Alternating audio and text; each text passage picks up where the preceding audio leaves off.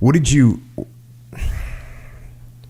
So a lot of times in this podcast, I say that this podcast, yeah, we talk about war and we talk about leadership and we talk about history, but I find that the actual root of what the podcast becomes about is really about human nature and what human beings are like.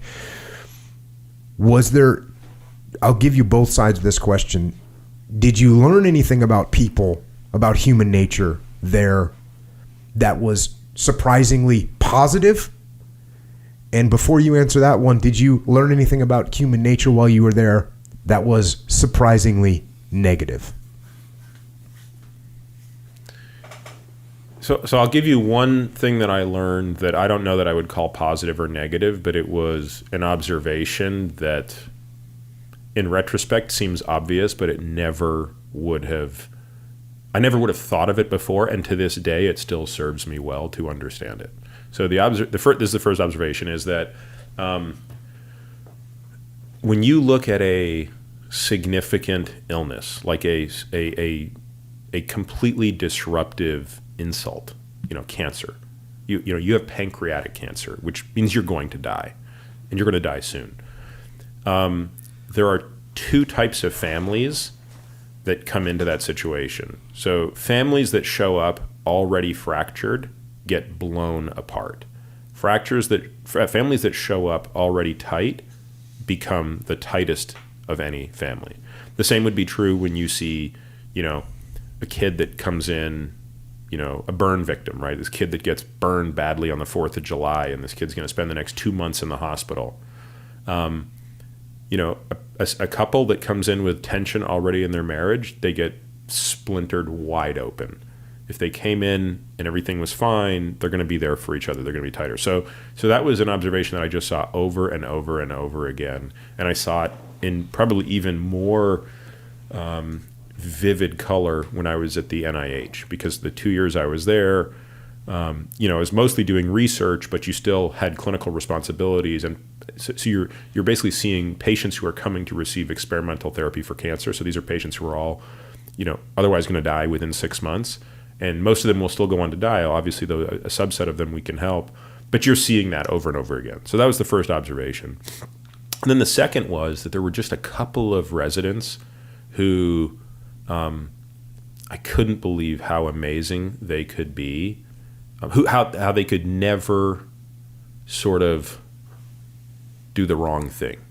So there were two residents in particular. One really, his name is Chris Sonnenday. He is now he's a transplant surgeon at the University of Michigan. Amazing guy. And so Chris was 2 years ahead of me.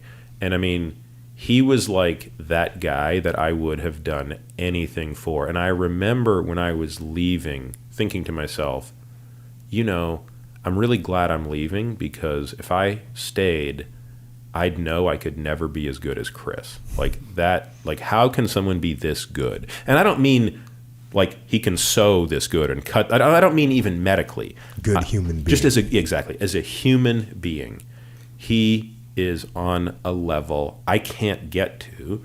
And, I don't know anybody else who can get there either, but the fact that I can't get there is a little upsetting to me. And I'm glad I don't have to spend the rest of my life chasing him. Which, of course, Chris would never think of it that way, because that's the nature of being that guy. He's just completely humble, modest, unassuming guy who just happens to be a god. It's going back to the first point that you mentioned, and it's something that I've heard people talk about as well. My buddies talk about is, the whole idea of post-traumatic stress and all that, and what war does to people. And one thing that I happen to agree with is pretty similar to what you're saying, and that is going into the war, right? If the person is got a good, stable mindset, mm-hmm. and a good attitude and is a positive person, and they're going to come out of it with all those good, positive things amplified. They're going to be more positive. They're going to be stronger. They're going to be mentally tougher. It's the people that go into it that are already somehow fractured. Those fractures are going to get worse through the trauma of combat. Again, This is a broad generalization, and there's definitely great guys that see things or do things that it hurts them, and it takes them a while to get through it. But there's also some guys you go, that guy was messed up when we showed up, and now he's worse, and it's that pressure that opens up those fractures even wider. And it's interesting that you saw that with family structures as well, and I could completely see how that happens. And that happens, right? That happens, and you don't even need trauma to make that happen. I mean, you get the financial trauma on a family. If they're not tight, that'll make them blow up. Yeah. Whereas if they're tight, going through some financial problems, they'll get tighter. They'll buckle down. They'll save money together. They'll skip the movies. They'll start, they'll enjoy cooking ramen noodles together. So that trauma can expose those fractures. That's why it's important to try and create the most solid foundation you can with your family and with your own mind, so that when these traumas hit, you don't get fractured. Do the SEALs screen for that? They try to, but you'll like this story. So we had to take a psychological screening. This is in the 90s, so it wasn't like we were super advanced on any of this stuff. And when I was going through boot camp, they gave us a psychological screening for our attempt to go to SEAL training. And so they asked a bunch of questions, and it was complete the sentence questions. And so it was really obvious what would flag you. And so I made every answer, because I was in boot camp and the food sucked, and so every answer that I gave was just all about food. So for instance, they'd say, complete this sentence: I hate when my mother. Right, so it's pretty easy to say, I hate when my mother shuns me in front of my sisters and I want to kill her. No.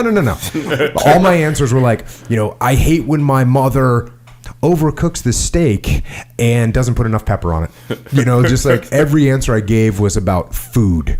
But it was really easy. My point is that it was really obvious. If you were not a complete, even if you were a psychopath, you would very easily answer all the questions correctly and get through it. And there's been plenty of guys that made it through SEAL training that, there's some bad criminals. There's been a couple really heinous crimes committed by guys that were SEALs, and just they made it through. They got screened. So yeah, they had a screening, but I wouldn't say it's the most effective. They've gotten better now, and some of those guys that committed horrible crimes, it kind of inspired the SEAL teams to step up that screening process as much as possible to make sure that we're not letting guys through that are deranged some way, that are going to do something horrible like that.